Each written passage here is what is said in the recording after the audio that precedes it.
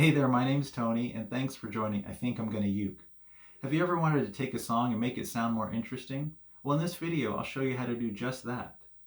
Simply by adding transition chords at certain times with certain other chords, you can embellish the sound of a song to make it sound more musically interesting. It's also helpful to learn what are the transition chords in a song. Like maybe you're learning a new song and you're having trouble with some seventh chords or some minor chords. And you can kind of learn, well, which chords I can kind of take away just so I can get the song down. Just learn the bare basic chords for that song. And that'll help you kind of learn the song once you get comfortable enough. And then you can add those chords back in to really spice it up, add some more flavor to the song. In a previous video, I taught you how to play Amazing Grace, just using the bare basic chords of G, C, and D, and a very basic strumming pattern. If you haven't seen it already, I'll leave a link at the end of this video so you can watch it.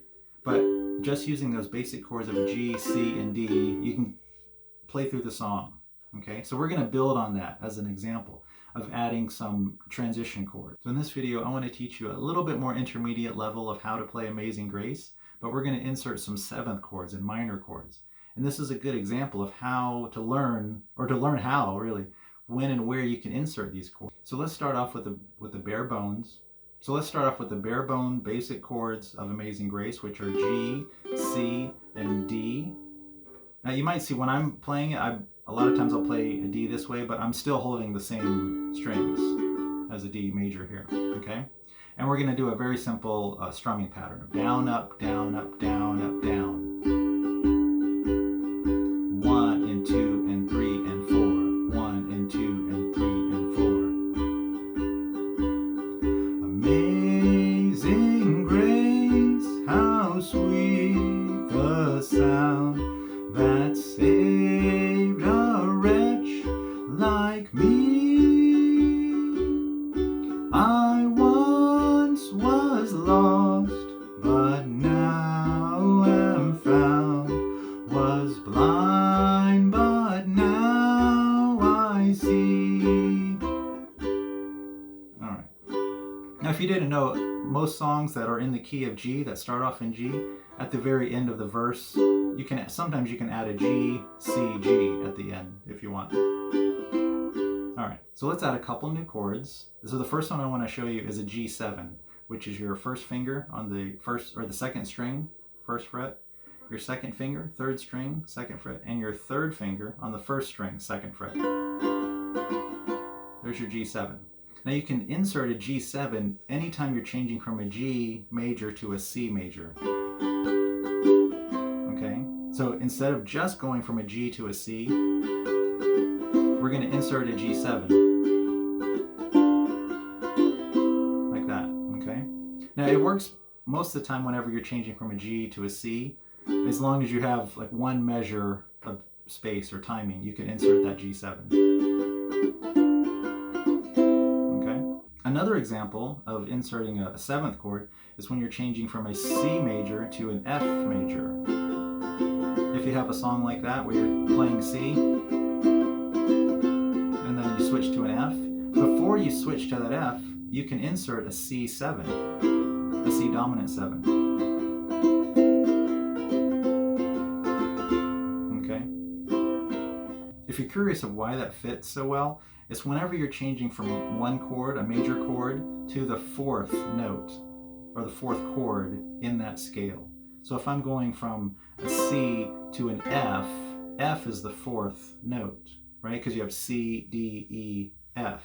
So F is that fourth note. Whenever you're changing to the fourth note in that from the previous scale, or the previous major chord, you can insert a seventh chord, and it fits perfect.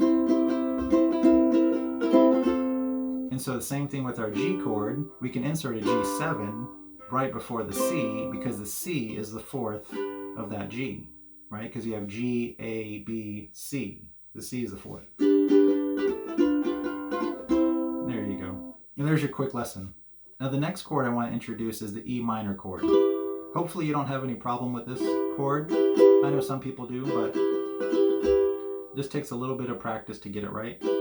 So an E minor, now you don't have to know anything really about music. Just know that an E minor is related to a G major. They're kind of like friends or cousins. that can go together. You can switch them back and forth. All right. So anytime you're playing a G major, you can replace it with an E minor, and vice versa. Like I was mentioning before, if you're playing a song that maybe there's a couple extra E minors that you're having trouble switching to, instead just replace it with a G. Or a lot of times you'll be playing a G already and you switch to an E minor. Okay, so if it's a little bit too complex, just take out that E minor and just leave it at G to simplify the song. So you just really have to keep in mind that an E minor is the relative minor that belongs to a G major. Okay?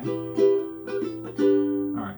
So now we're going to take those two chords of a G7 and an E minor and insert those at the right spots in verse 1 of Amazing Grace. So I'll play it slow so you can follow along, play along. I'll have the chords at the bottom here. So we'll start with the G. Amazing grace, how sweet the sound that saved a wretch like me.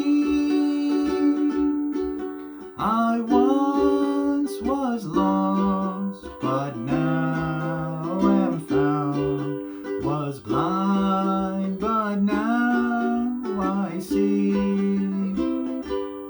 Now you can add these transition chords to any song. So anytime you're changing from a G to a C, you can insert a G7. And same thing, like if you're changing from a C to an F, you can play that C7 right before you play the next F. Okay? And it works with anytime you're changing from one note or one chord to the fourth note, you can insert a seventh chord. Now I do want to teach you some new strums, but I'll leave that for another video. But you can use these new chords of a G7 and an E minor and just practice. Try to learn this song with these new chords, and you can tell how rich the song sounds. I mean, it's a beautiful song already, but adding a few extra little chord changes here or there really brings out the riches in that song. All right. Now, if you like this lesson, go ahead and click like and subscribe, and be sure to click the notification bell. That way you can get updated when we post new videos.